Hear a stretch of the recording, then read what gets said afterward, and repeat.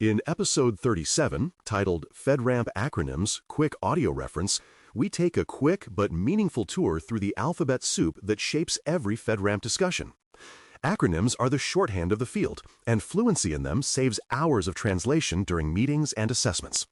Rather than memorizing letters, this episode connects each term to its purpose and role in the authorization process. By the end, these abbreviations will sound less like jargon and more like a working vocabulary that lets you follow, explain, and document confidently during every step of a FedRAMP engagement. Start with ATO, the authority to operate.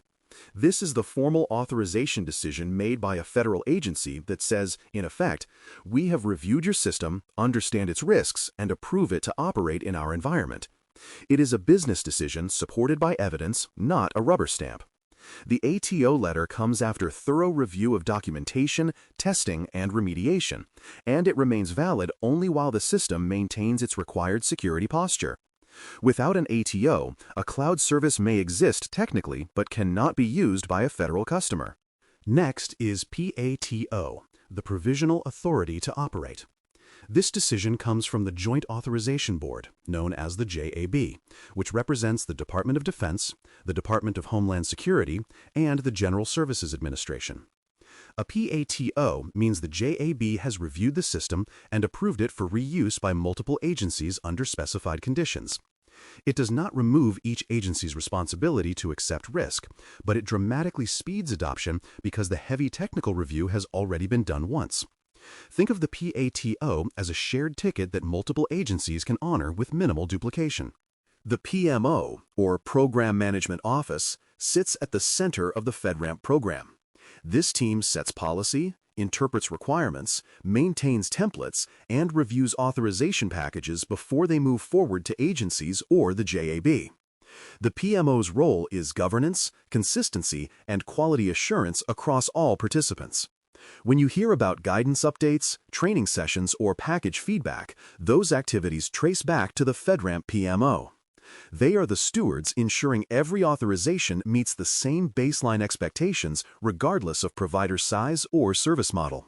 CSP stands for Cloud Service Provider, the organization seeking authorization to deliver services to federal customers.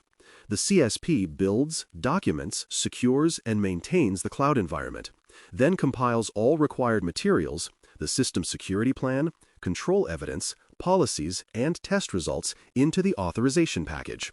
In simple terms, the CSP owns the system being evaluated and is accountable for its compliance and continuous monitoring once approved. Everything else in FedRAMP revolves around what the CSP provides, proves, and maintains. The 3PAO, or Third Party Assessment Organization, is the independent assessor accredited by the FedRAMP PMO to perform security testing and produce objective results. The 3PAO examines documentation, interviews personnel, and tests configurations to determine how well the CSP's controls meet federal requirements. Independence is key. Their work gives agencies confidence that findings are unbiased and that remediation priorities reflect real evidence. The 3PAO's credibility depends on methodical adherence to standards and consistent reporting, making them the technical conscience of the program. SSP means System Security Plan, the central narrative of the authorization package. It describes the system boundary, environment, data flow, and control implementations in meticulous detail. Each control entry explains who implements it, how it is enforced, how often it operates, and what evidence supports its effectiveness. The SSP also includes attachments like inventories, incident response plans, and contingency strategies. In short, the SSP is the story of how the system works and why it is trustworthy, told in a format assessors can test and agencies can approve. SAR stands for Security Assessment Report, the document created by the 3PAO after testing. The SAR summarizes the methods used, the results obtained, and the findings identified across the control set. It distinguishes between controls that passed, those that failed, and those requiring clarification. The SAR's narrative also provides context, where sampling occurred, what evidence was examined, and how residual risk was evaluated. This report is the empirical backbone of the authorization process. It proves that claims made in the SSP have been verified in practice. POA&M, pronounced POM, expands to Plan of Actions and Milestones. This record tracks all remediation efforts for findings noted in the Security Assessment Report or during continuous monitoring. Each entry includes the weakness, planned corrective actions, responsible parties, and target completion dates. The POA&M is a living document, updated as fixes progress and validated upon closure. In many ways, it is the heartbeat of ongoing FedRAMP compliance, evidence that issues are acknowledged, tracked, and resolved rather than ignored. FIPS stands for Federal Information Processing Standards, the set of technical specifications maintained by the National Institute of Standards and Technology that define approved cryptographic methods and categorization requirements for federal systems. FIPS validation means the cryptographic modules in use have been independently tested and certified. Within FedRAMP, adherence to FIPS 140 series standards for encryption and FIPS 199 for impact categorization ensures consistency and trust across all federal implementations. When you read FIPS validated module, think of it as a seal that the math and implementation have both been reviewed and approved. NIST refers to the National Institute of Standards and Technology, the scientific body that publishes the special publications forming the foundation of federal security frameworks. NIST SPAT 853 provides the control catalog that FedRAMP uses as its baseline, while other NIST publications define assessment procedures, risk frameworks, and continuous monitoring guidance. NIST sets the technical vocabulary of assurance across the U.S. government, and FedRAMP translates those standards into the cloud service context. PTA stands for Privacy Threshold Analysis. This brief evaluation determines whether the system handles personal data in a way that requires a deeper privacy impact assessment. It inventories collected data, identifies legal authorities, and classifies sensitivity. A well-done PTA saves time by directing effort where it belongs, proving privacy protections only when personal information is truly in play. PIA, or Privacy Impact Assessment, follows when the PTA identifies privacy risk. The PIA analyzes how personal data is collected, used, stored, shared, and ultimately disposed of, along with controls that protect it.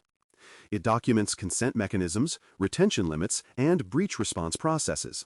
Together, the PTA and PIA ensure that FedRAMP authorizations respect not only technical security, but also the rights and expectations of individuals whose data may flow through the system.